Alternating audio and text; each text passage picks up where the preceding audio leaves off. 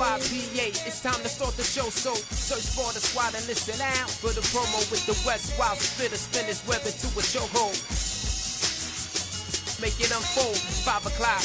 Who gives a damn of what your man to say? We spittin' live wireless, leave them shot with the gamma ray. Ain't no runner-up, cause it ain't the closest to candidate. I fly too deep and you draw like Japanese anime. It's just us and the rest, news off the hottest press. Kyle Holton, Philly West, reppin' with the legends, classic interview session, politics, sports segment, live phone, call up a question, it's the NYPA, 95 connection, real people, ain't no scripted cue call for direction, just team on their grind time till it's all perfection, throw it past the satellite so you can catch reception, so touch ground with us, we kill challenges, and murder it for every number on your calendars, from west to the boogie down the Greyhound in this, we Google Spot, Anchor Podcast, pocket this.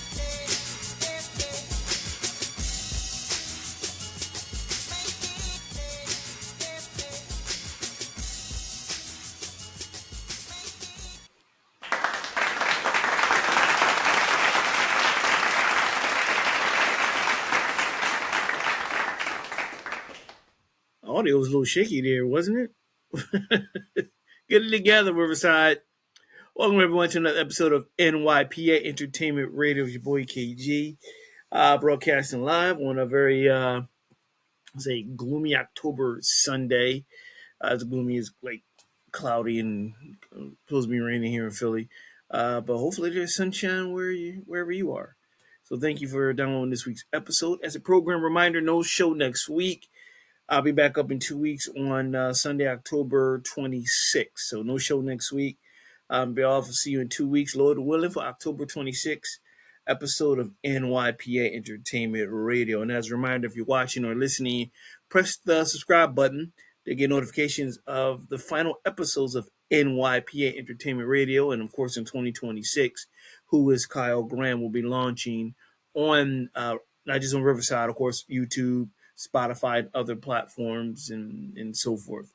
So just spread the word. Let everybody know about the final episodes of NYPA Entertainment Radio, and also the new podcast of Who is Kyle Graham coming to a platform near you, video and all. So appreciate it, taking time out and, the whole nine. It's a lot to get into. A lot of things are happening in this crazy world that we live in. So let's get started. Let's see what we got. It's a lot. It's some things. All right. Well, this right here was I just saw this yesterday, and I want to get into it. It's pull this up here. Family Matters star DARIUS McCRARY. Too many screens. DARIUS McCRARY under fugitive arrest near U.S. Mexico border, held without bail on felony charge. So, Family Matters star DARIUS McCRARY played Eddie Winslow on the show. It's under fugitive arrest near U.S. Mexico border, held without bail on felony charge. DARIUS McCRARY is currently being held in a San Diego jail without bail, according to records obtained by this article. The Family Matters alum, who's 49 years old, was arrested and booked at 7:17 p.m. Last Sunday, October 5th, by the United States Border Patrol for an out-of-state felony warrant. He has not yet been sentenced and is not eligible for bail at this time. Online booking information listed as a fugitive arrest, and the San Diego court's website shows McCRARY is a defendant in an open criminal case. His first court date is set for Wednesday, October 15th, which is coming up really soon. His rep said that the warrant was out of Michigan due to a missed court appearance regarding his failure to pay child support. Among McCRARY's legal troubles was his messy divorce battle with ex-wife Tammy Brawner after 2017 filing. When they finalized the divorce in February 2019, McCRARY was ordered to pay $1,366 per month in child support. That's $916 as a base amount plus $415 in child care costs, according to documents that was obtained by this article at the time. In their agreement, Browner, a former Harlem Globetrotter, was granted full legal and physical custody of the former couple's then 3-year-old daughter Zoe. McCRARY was ordered to attend alcohol and drug abuse and batterers intervention classes within 12 months and was granted professional monitored visitation with Zoe every Sunday from 11 a.m. to 5 p.m. until he completed 10 visits when restrictions would continue to lessen. In 2018, it was reported per court documents obtained by The Blast. At the time, Browner alleged that McCrary partially dislocated Zoe's arm. Browner reportedly told doctors that McCrary was taking his daughter to the bathroom and he grabbed her arm. McCrary reportedly denied that account and claimed he grabbed one hand to lift her up and immediately grabbed the other. Zoe was allegedly diagnosed with nurseman's elbow, a common elbow injury among young children and toddlers that occur when a child's elbow is pulled and one of the bones partially dislocates.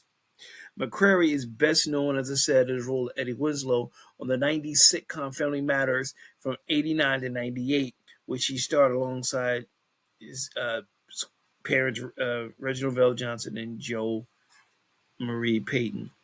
That's a lot right there. I don't know where to start with that.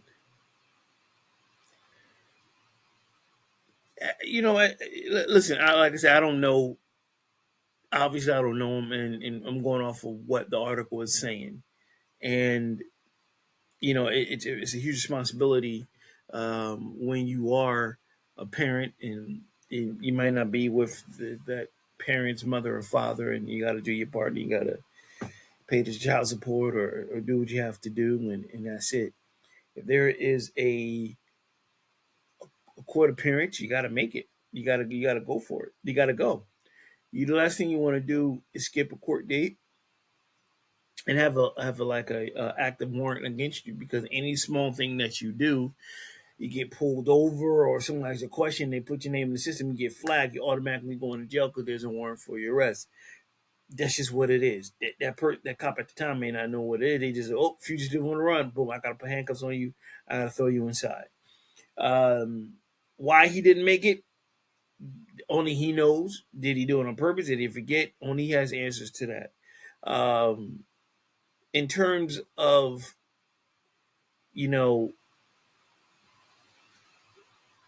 pulling, like dislocating her elbow, arm, or shoulder, whatever, I don't think, in my opinion, he would have done it on purpose.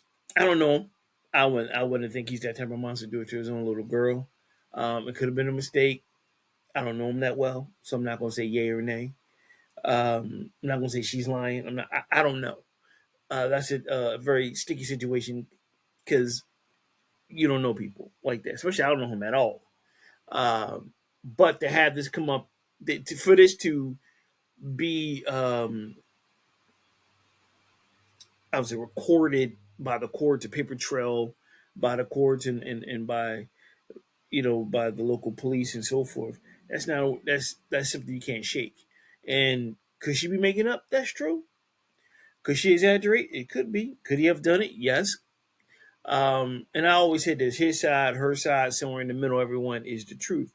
And hopefully that's not true. Hopefully it's a misunderstanding, and hopefully that he did not hurt his daughter. Who's she's a little older now, by the time probably 3 or 4 years old. It's interesting, man. Like we don't know what's going on in people's lives, or what happened, what they're going through, and things of that nature. And the last thing you want to do is drag a child in between whatever beef you having with that parent, or mother, father, whatever the case may be. And look, it caught up with him, and he's sitting without bail. And I'm sure there gonna be other charges added on because he eluded the court appearance. Sorry, been a long weekend. He alluded to court appearance, so there's going to be. I'm sure they're going to do some charges in there for him, and hopefully he gets out of it and do right by it. But it's a huge responsibility, especially as a celebrity, man. You know, in the granted, he is a celebrity because we know who he is, and he's not like Joe Schmo from up the street where he's on the internet and Entertainment Tonight and people's magazines talking about him. He's on a long running TV show, and a lot of people would think, "Oh, you got money like that." Maybe he do, maybe he don't. But you got to realize sometimes, you know, he's done stuff a little bit after Family Matter, parts here and there. But his bread and butter, we know, is from Family Matters. We don't know what the residuals are. And if you're not familiar with residuals, that's the checks you get when the show's in syndication and is off the air. You get residual checks, and normally, sometimes the if it's done the right way, negotiated the right way, um, the bigger your character is, the more money you get. Like if you had like big, so I don't know if it's done the right way. For example, I'm sure Jaleel White gets a nice residual check from Family Matters being syndication and running the reruns because he was the star, and I'm sure Reginald Vale Johnson get a nice little chunk. Joe Marie, um, who played the mother. I'm sure she gets a nice one. I'm sure the one who played Laura gets it, and maybe even Darius gets a nice little piece of change. But I think the bigger the star on the show, they probably get the most if it's done correctly. When I mean done correctly, if it's negotiated correctly, because they do negotiations in terms of what happens in syndication type of checks you're going to get, residuals going forward. Like Seinfeld, they're set for life. Friends set for life. Those are white shows. African American shows usually don't see that type of love in residual checks. They just don't. You gotta really work it to make sure you do. So usually our counterpart shows they do pretty good. African American shows it really depends. Sometimes yay, sometimes not. More not than yay. You understand? I'm saying all that to say this. When people are thinking, well, why are you avoiding paying? It might not. Maybe he doesn't have it like that anymore. He just they say he did have like a bit of a drug and alcohol problem. He could have went towards that. No one knows but him. He knows what his financial situation is. He knows what his pockets is, and he knows why he skipped out on that court date. Only he knows. Hopefully, get together, man, and they work it out. He gets out and he does right by his daughter. That's the main thing. Do right by your child. That's what he should focus on. You know what I mean?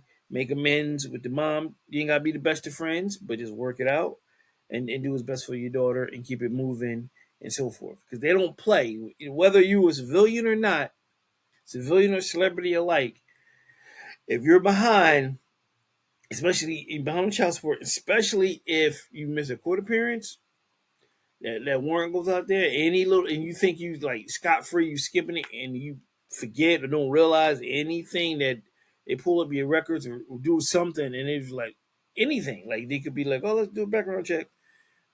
You cannot be a cop, good for a job, good for anything. It's like look like you got a warrant for your right. That shit it's flagged everywhere. Like they're gonna track you down in one way or another. You know what I mean? So we'll find out what happens going forward. But at the end of the day, you got to do right by his daughter and just keep it moving. That's what it comes down to. And it's not judge anyone. We don't know the details. We don't know his side of it, on why he did it. It seems kind of fishy coming at the border of the U.S. and Mexico. That do seem kind of a little fishy. Like he's trying to like adios amigos and then jump over to the other side. He's a little suspect. I'm just saying, could have been vacationing. He could live down there. It might be cheaper. He could be working there. We don't know. Only he knows. So, I mean, this story just broke a couple of days ago officially. It happened last Sunday on the 5th. So, we'll see.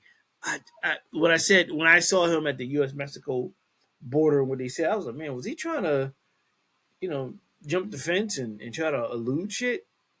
That's what it looks like. But that's just me. You know. Anyway, let's move on.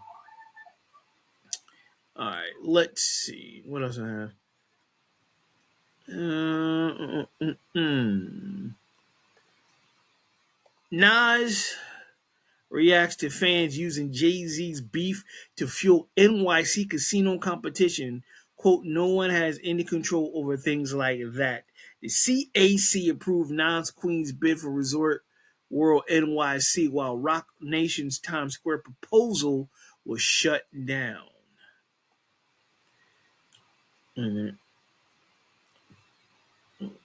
Okay. I knew that was going to happen. A little quick pop up and everything stopped.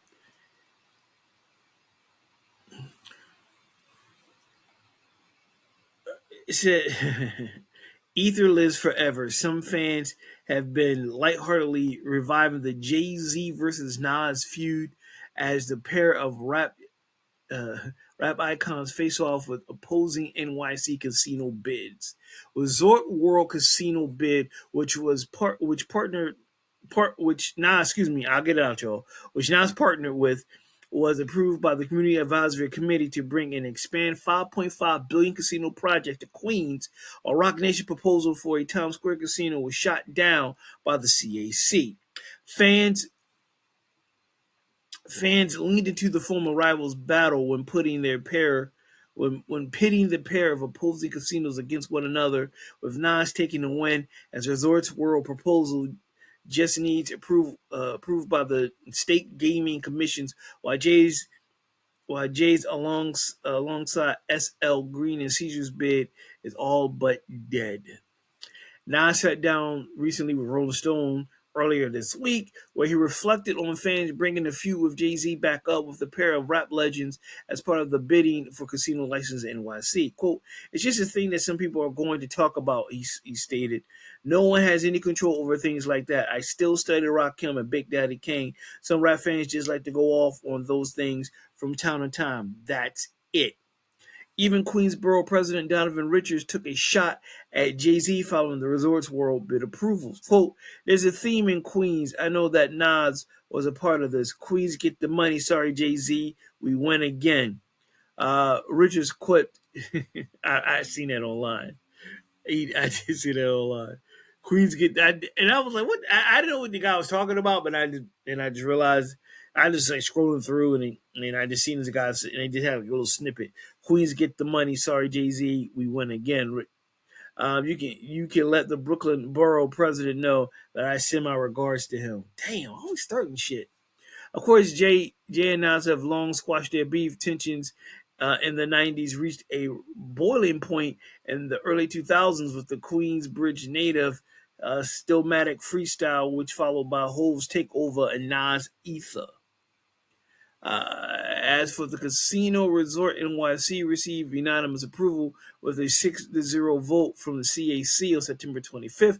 Resort World officials are looking to open the revamped Southeast Queens Casino.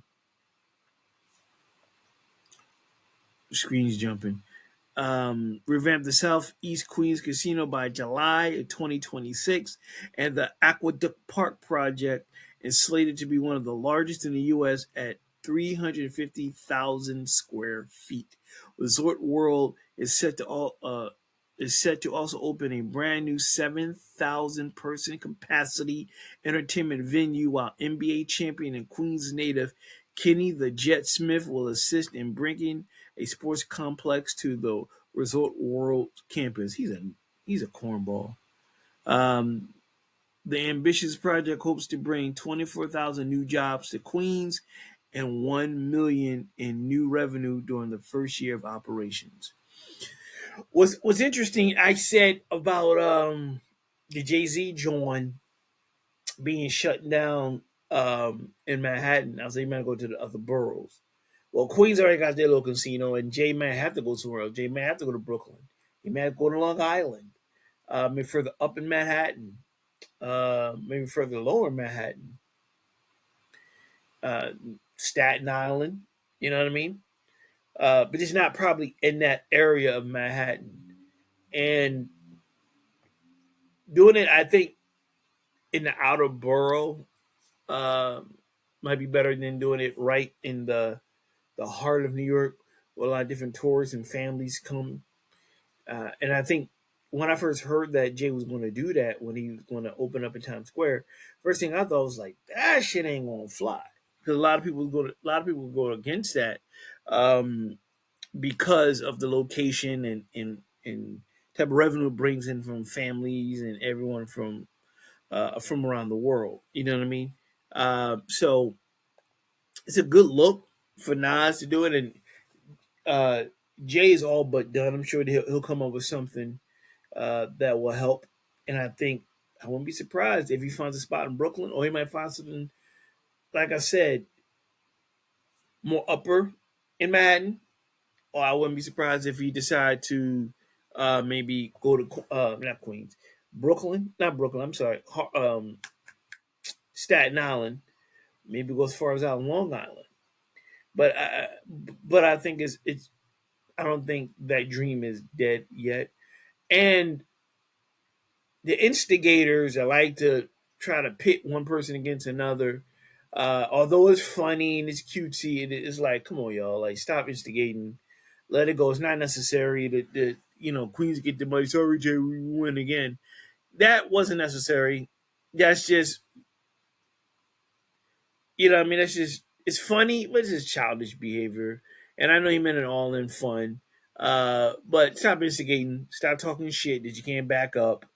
Uh, you know what I mean? It's two businessmen who trying to do better for themselves and for the community and generate revenue. And now it's right. You don't know how it's going to go.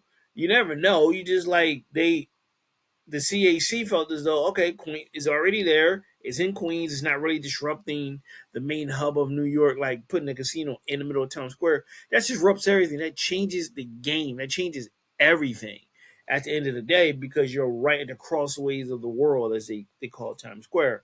So I think the idea is good, but I think the location of where Jay and his financial backers and partners wanted to place it wasn't a good idea.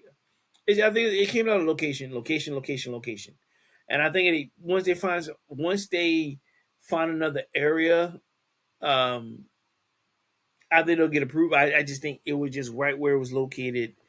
Um, just the camera, what it affects, what the casino would affect financially, um, environmental wise, environment wise, I should say, because you're getting you're getting different types of people. You know what I mean? I'm drawing a blank on the word I wanted to use. Demographics.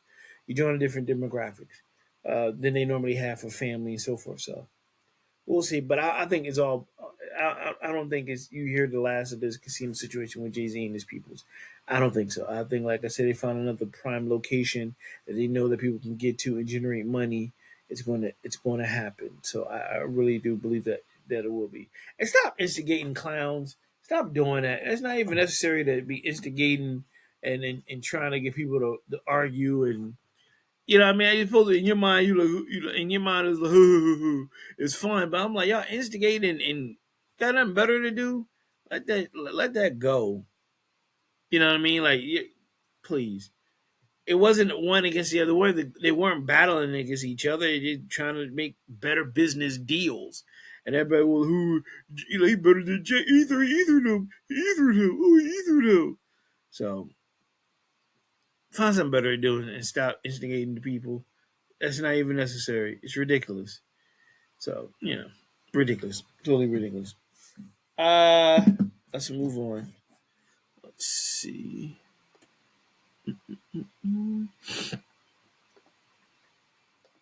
I've been talking about this lately, and I was shocked to see this.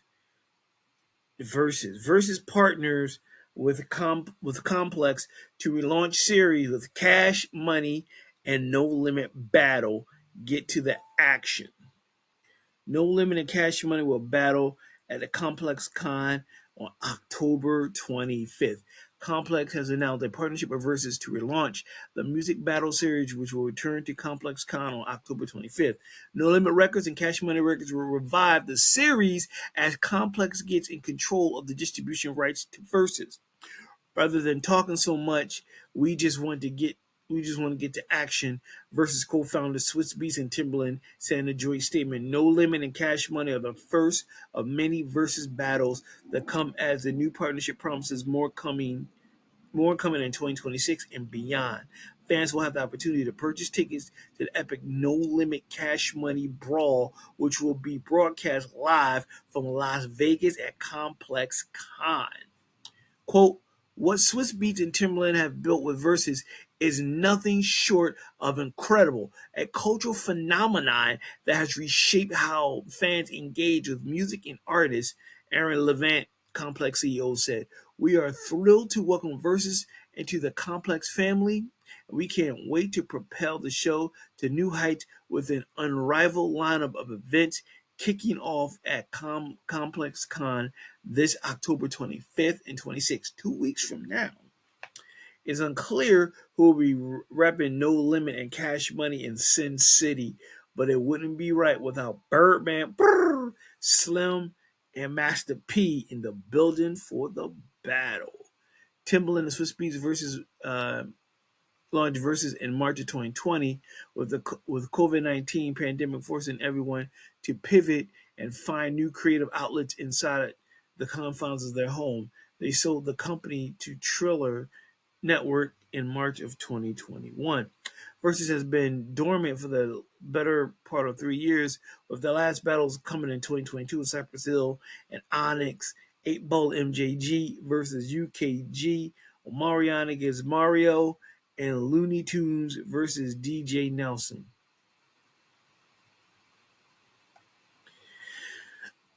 I didn't know that even happened. It says Cypress Hill and Onyx. Cypress Hill and Onyx. 8-Ball and MJG versus UKG, Morion against Mario. I didn't know that happened. Cypress Hill and Onyx don't even go together. That doesn't even go together. That's weird. That doesn't even go together. I didn't even see that one. 8-Ball MJG is dope versus UKG, but UKG, you're missing you like UKG, you're missing what's my man's name? You got Bun B, and I'm drawing a blank on my man. I got distracted for a minute. UKG and you got Bun B, and I forgot my other man's name, passed away. But I didn't even know that even happened. And I like 8-Ball MJG too. I remember Omarion versus Mario. I remember that. Looney Tunes and DJ versus DJ Nelson. That sounds corny. But Cypress Hill and Onyx, that doesn't even go together. When I think of versus, the No Limit, right? The No Limit and Cash Money, they go that goes together. Battle of New Orleans, that makes sense. You want to do maybe Method Man versus Redman, do it the right way. That makes sense. You had like the Locks versus Diplomats, which was Dipset, which was the best one hands down, because they was really going at it. That was the best versus, because it was real competitive. They was really going at each other. That was dope. I like that one. And it's another one that was good, but it has to make sense. Like, I wouldn't put Cypress Hill on Onyx. I'll put Onyx against maybe Wu-Tang. I'll put Cypress Hill maybe against I don't know. Cypress Hill's a little different. I gotta figure out what Cypress Hill go up against, but them and Onyx, they just I don't know. I ain't know who DJ Nelson is. I know who Looney Tunes is. That's corny. That's weak. And Amora and Mario, that's dope. But it's good to see Versus coming back. I want to see some strong shit. They need some super heavyweights. They're starting off with 2 super heavyweights. You gotta have Birdman there. You gotta have Lil Wayne. You have to have Lil Wayne. You gotta have Mystical. You gotta have Master P. You know what I mean? You got Silk the Shocker. You can't bring the water down like the third tier members. You gotta bring the all stars. You know what I mean? So Master P, if he's not busy, because I think college basketball starts around that time. He's a coach now. I'm being serious. Um, he needs to be there. Like I said, Mia X, the whole nine, like that'll be dope. You got to bring the heavy hitters, Lil Wayne, Birdman. That's dope. The question is, for those who can't make it to Las Vegas, where can you watch it at? That's in 2 weeks. Hopefully it can be live. Normally it's usually like live streamed on like Instagram or Facebook or something. And I would like to see it. I would like to see it. And I will hope to think that that will be, that you pull out all the stops. And here's a good verse. And here's a verses. This is how verses should be. It should be a straight competition. And I said this before. You're in competition. So you bring out the heavy hitters. Hit versus hit. You're not friends. This ain't a friendly thing. You're being very competitive. You know what I mean? You going, I got this hit. You going back and forth. You just like, whatever. And at the end, y'all come together and do a song together and hugging kids and pound or whatever. But leading up to it and during it, talk smack, playful smack, like, yo, we run New Orleans, this and this. You make it go, you know what I mean? And back that thing up and like go hit for hit. And just go at it. Have Lil Wayne do his shit. And have Master B do his shit. Silk the Shocker do his shit. Mystic will come out and do his shit. And countless others. This is a great opportunity, a platform for where at the end of the day that it should be successful. Not money wise, but entertainment wise, it should be successful. It should kill. It should just like do its thing. It really should. It should. You have it there where the heavy hitters come out and they just kill it. And I hope it. Hopefully it does. I'm still stuck on the Cypress Hill and Onyx. That just doesn't go. I would put Onyx against Wu Tang, or Onyx against another group. I put Cypress Hill against somebody. I just don't know yet. I already think about that, John. It just don't match up. Like I said, Mariana and Mario, that matches up. UKG got Bun B, but you don't have my man. I can't think of his name. I'm drawing a blank that passed away. I'm really oh my god, I'm drawing a blank. I'm embarrassed right now. And as soon as I get off camera off the show, it'll come to me who I'm talking about. I'm drawing a blank. And MJ 8-Ball MJ. I haven't heard from MJG in a long time. I used to love 8-Ball MJG. He just stayed downside to kill it. But it comes with heavy hitters. And let's hope we can get like a Busta Rhymes versus an Eminem. We can get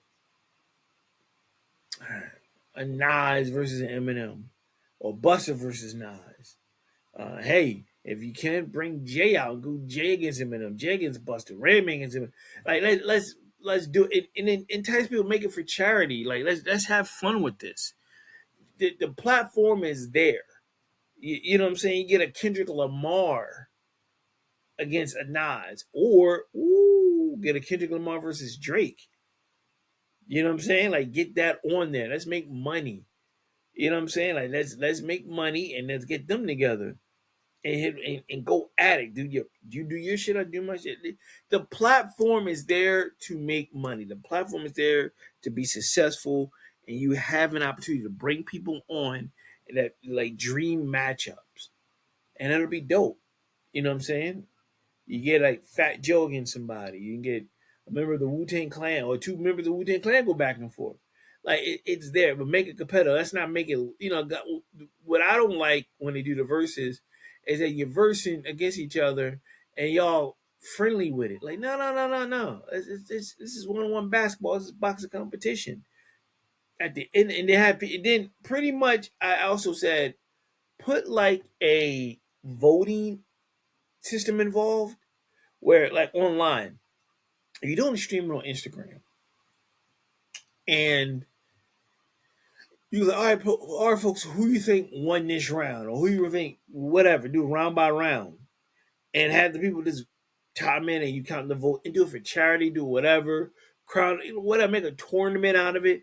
There's so much you can do with this if people are willing to do it. If you get some willing participants, super heavyweights to light heavyweights, male, female. Let's do this. Get a Cardi B against an MC Light. Get a Cardi B against Megan Thee Stallion. Get a Cardi B against Nicki Minaj. Outside of the boxing match challenge match that I said last week, here's good verses. Get Lil Kim versus Foxy. Let's have some fun with this. It may dream matchup and make it worth people's while. I'm telling you, it's there. Now, if you start seeing this and it becomes competitive, you know where it came from, out of the minds of KG. But it's all there. It's all there to be successful, be entertaining, and people will love it. I'm telling you, if you get the willing participants to be a part of it, and that's the key thing. And it might be money to pay them, but just have fun, man. But having No Limit and Cash Money and the Cash Money Brothers, yeah, that's dope. That's how you start off, and especially bring the heavy hitters. If they do it right, bring the, like I said, Lil Wayne, Birdman. You get oh my gosh, get Snoop Dogg, because Snoop Dogg was part of No Limit. Oh my gosh, bring the heavy hitters. Get Snoop Dogg. What the fuck? You get Snoop Dogg. You get Master P. You get Silk the Shocker, Mia X, like Mystical. Oh my god, like yo, this could be something big. Y'all forgot that for a while Snoop Dogg was a No Limit soldier. Bring him in. He could drop some. Come on, man. It could be heavy hit. Him and Wayne go back and forth. You know what I'm saying? Dropping, going. Oh my gosh. Just saying. I'm saying. Hey, Swiss Beats and Timberland, you need me on your team, bruh. You need me on your team, bruh. I'll go and negotiate shit with both sides, and your fucking verses will go through the roofs. Money hand over fist, streaming with Crash with that lineup I have in mind, and you do it right. Woo! I'm telling you, is sky's the limit. Well, what do I know, right? What do I know? What's the podcast? What do I know? Tell you it'll work. It'll work. It'll work. It'll work.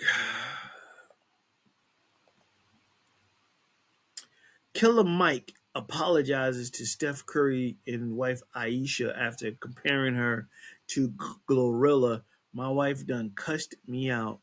Curry checked the Atlanta rapper for his comments in September. Killer Mike has apologized to Steph Curry and NBA star's wife Ayesha Curry following the comments reacting to a TikTok video ridiculing Ayesha. The Atlanta rapper broadcast his apology during an appearance on Shannon Sharp's Club Shay on Wednesday, October 1st, chalking it up to his words being misconstrued and saying that he was high at the time. Quote, Steph Curry and Ayesha Curry, boy, my wife done cussed me out. Mike admitted, my oldest daughter called me, my youngest daughter called me, homeboys that had played the NBA called me, Killer Mike continued, and I realized that maybe I shouldn't smoke and get on Instagram, so let me say this, because I appreciate you checking it. It shows you have a tremendous amount of respect for me. Mrs. Ayesha Curry and her husband Steph, I apologize for my statement being misconstrued. My comment stemmed from his reaction to content creator Boo Wood's skit teasing Ayesha Curry's poking at her alleged thirst for attention to take the spotlight from her Hall of Fame hubby. Quote, she has to be Glorilla or some shit, Boo Wood said in the clip posted in September. Like, we get it, bro. Just drop an album or some shit. Stop embarrassing this man, bro. This shit's getting pathetic. Killer Mike had a laugh at the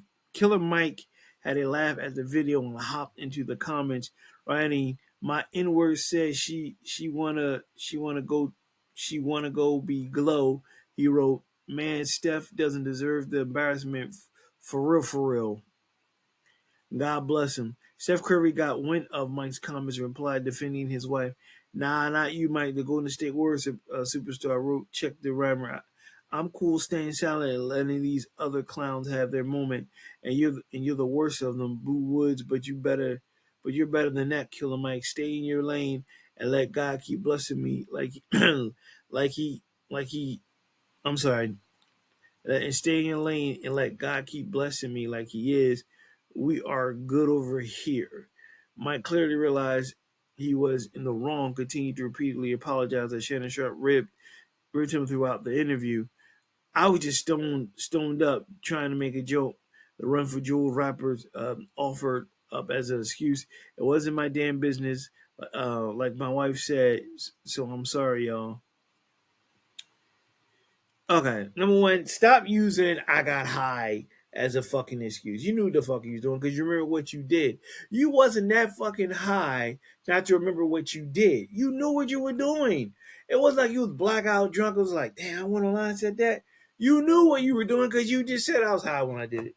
But you knew what you were doing while you was doing it. Don't blame the weed. You knew what you was doing. So I call bullshit on that. Don't blame the weed. You stepped out of lane, you got into some shit that had nothing to do with you, and you commented and that shit blew up in your face. Like, don't blame the weed. You knew what you were doing. You wasn't so zoned out that you didn't remember, or you was like, damn, I don't remember doing that. Did that happen? Did I say that? Oh my God, I don't remember. No, you did say that. And you wanted to say it. And you wanted to chime in. And you wanted to get in other people's business. And here you are.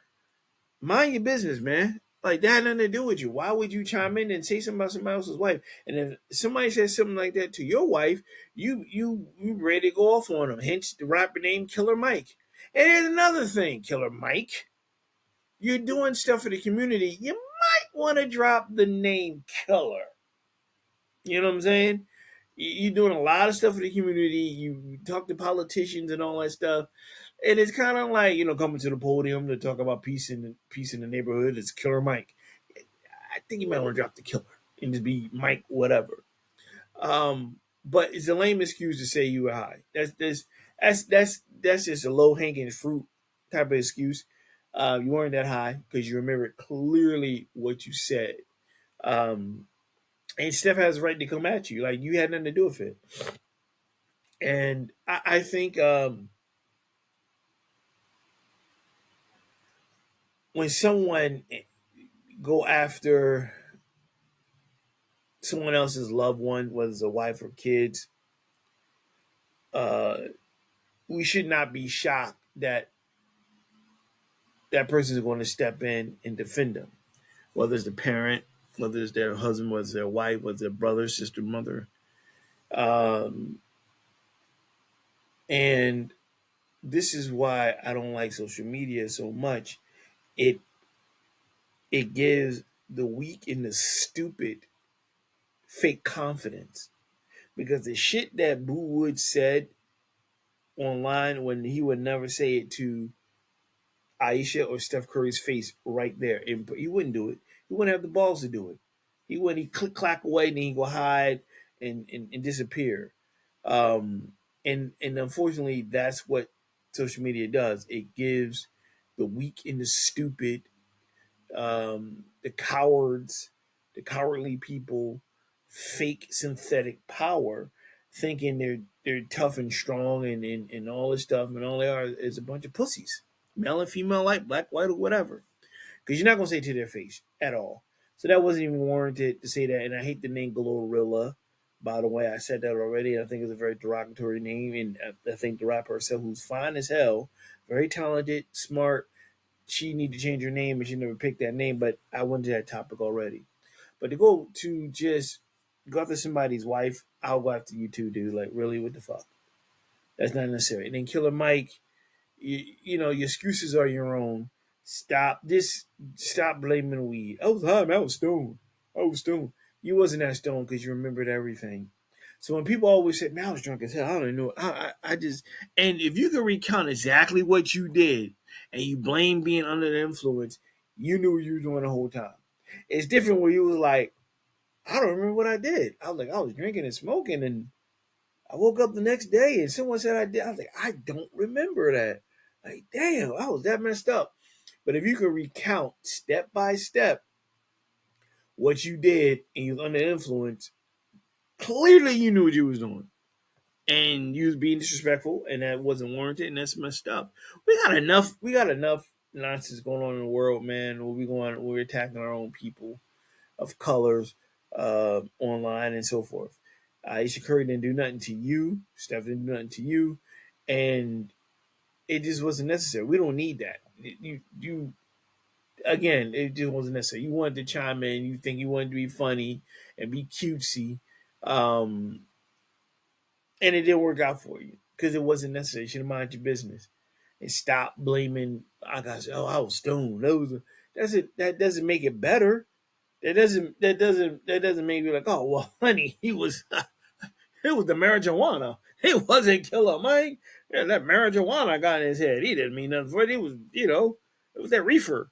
No, it was you. It had nothing to do with influence. You was new. It was you. You knew what you was doing the whole time, and that's it. So, cut the bullshit. Cut the shit. And saying, oh,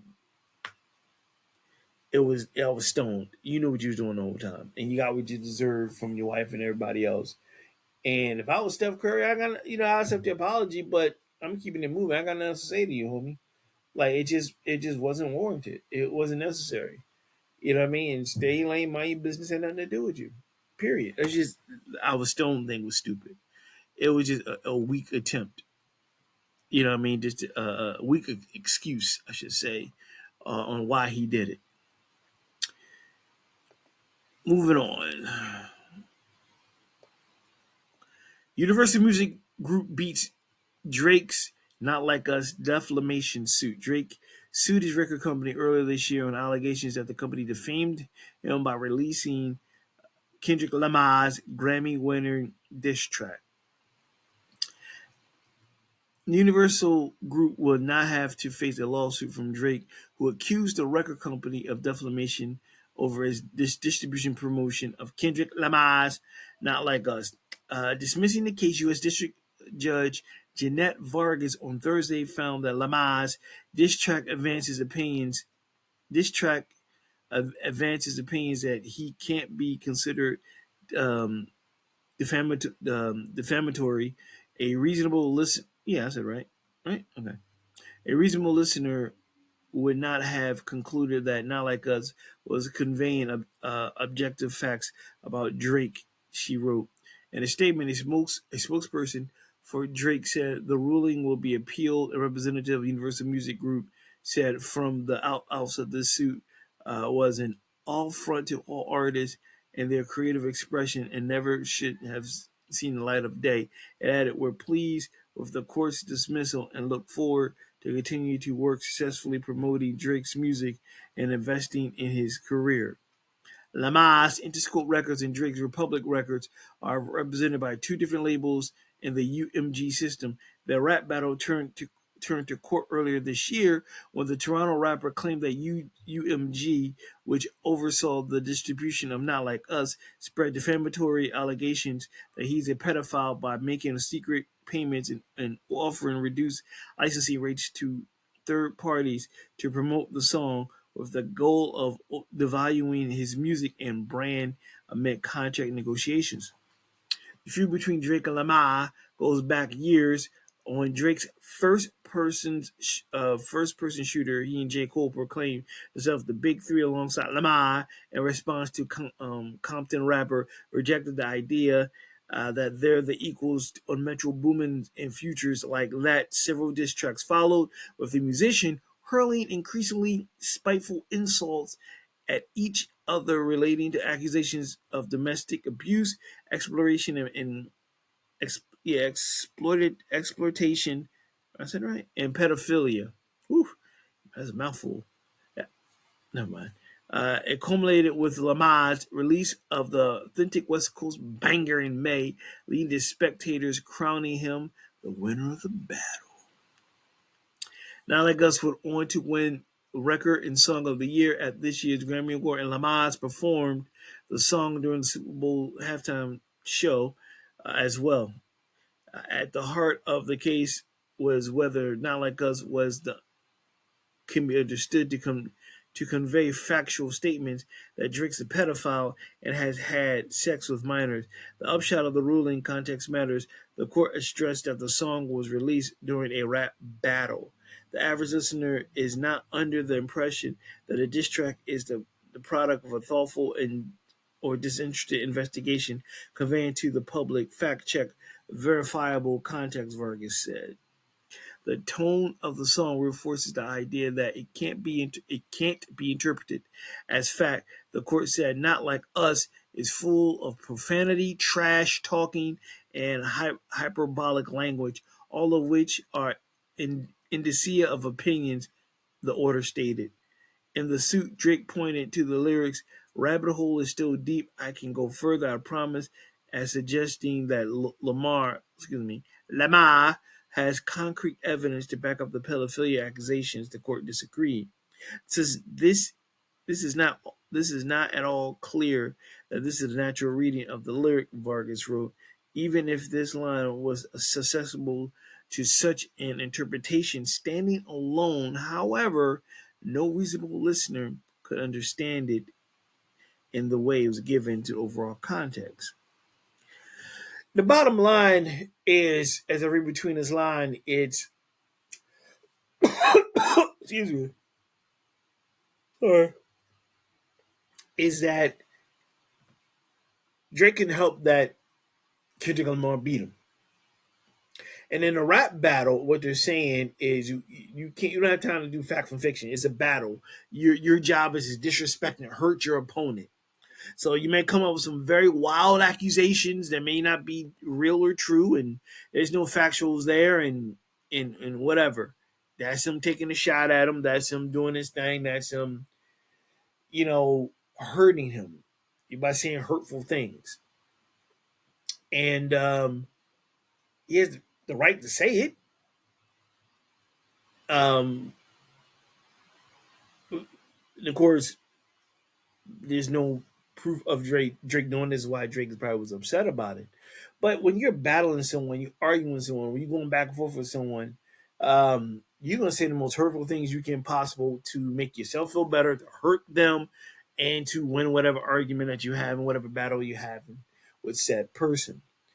And I think it was foolish of Drake to take it on the chin. It was foolish of him to try to sue them.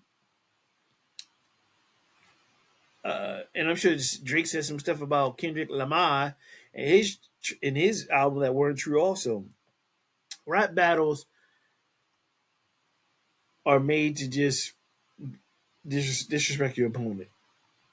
And you'll come up with some very outlandish things to make that person look embarrassed. This is the first time I've ever heard of a rap battle going to court because you got a sore loser. He got you. He got you. I always say, man, I would not be surprised in about 2 to 3 years that these two cats, appear on each other's album or track together, tour together, make money, because you make more money together than apart.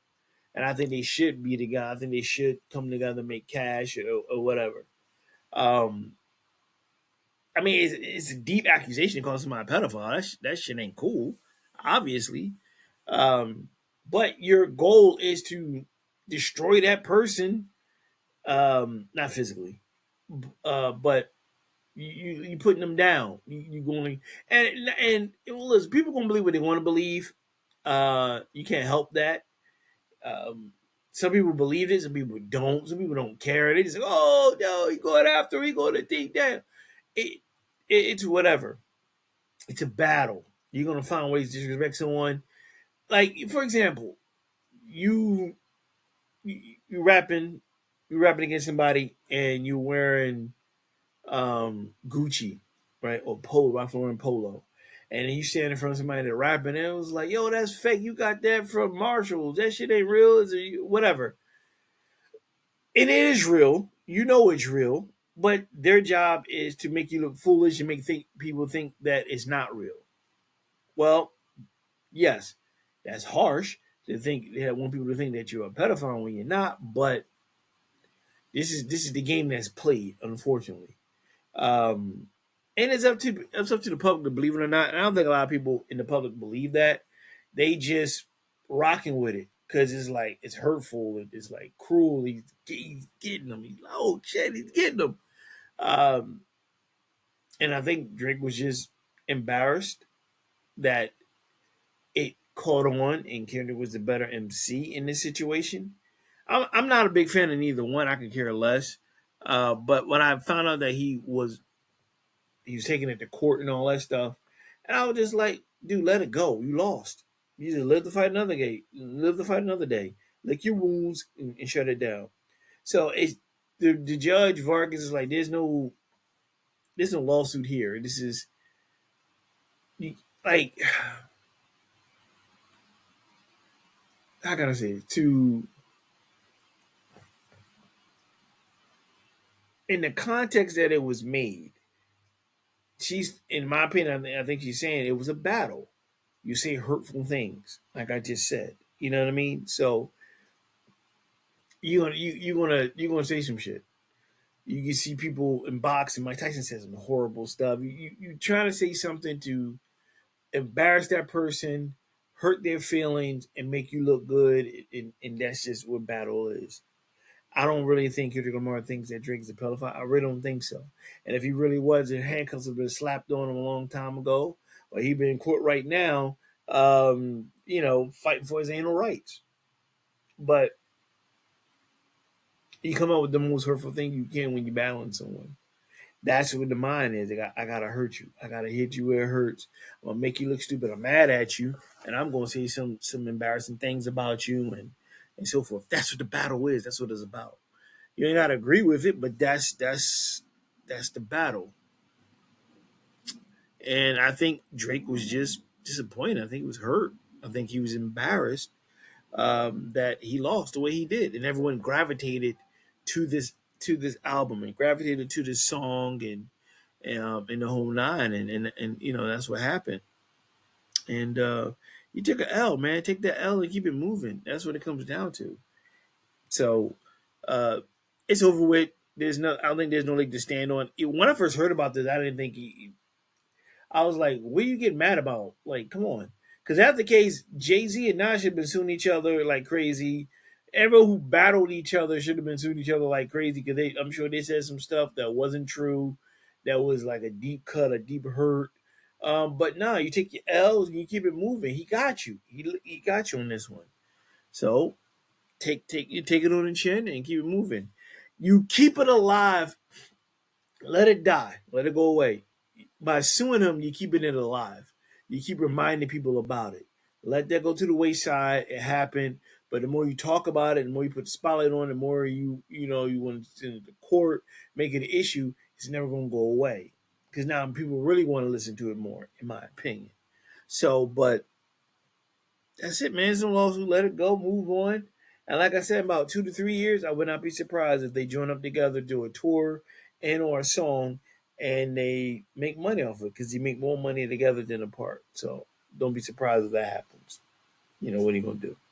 Well, but I do know what I'm gonna do right now. I'm gonna shut things down and go my way. And as a reminder, next week there is no show.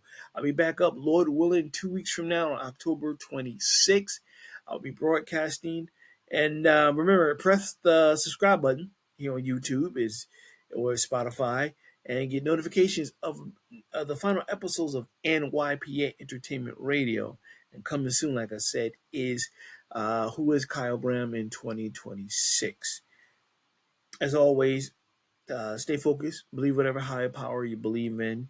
Thank you for taking time off for a day, do my best to entertain you and inform you, whether you agree or not. I appreciate it. Let your friends know about NYPA Entertainment Radio and let them know about Who is Kyle Graham. Press the subscribe button. Let everybody know. Subscribe. Because this will carry over to Who is Kyle Graham. With great content coming soon on the new show as I finish this final chapter of NYPA Entertainment Radio. A new book will be opening in 2026. Who is Kyle Graham? So let everybody know. Pass the word. Stay focused. Keep your head up. Believe whatever higher power you believe in. Take it one day at a time.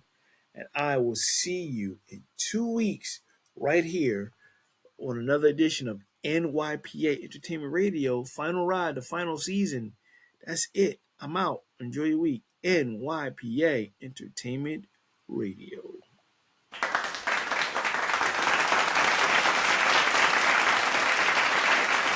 Later.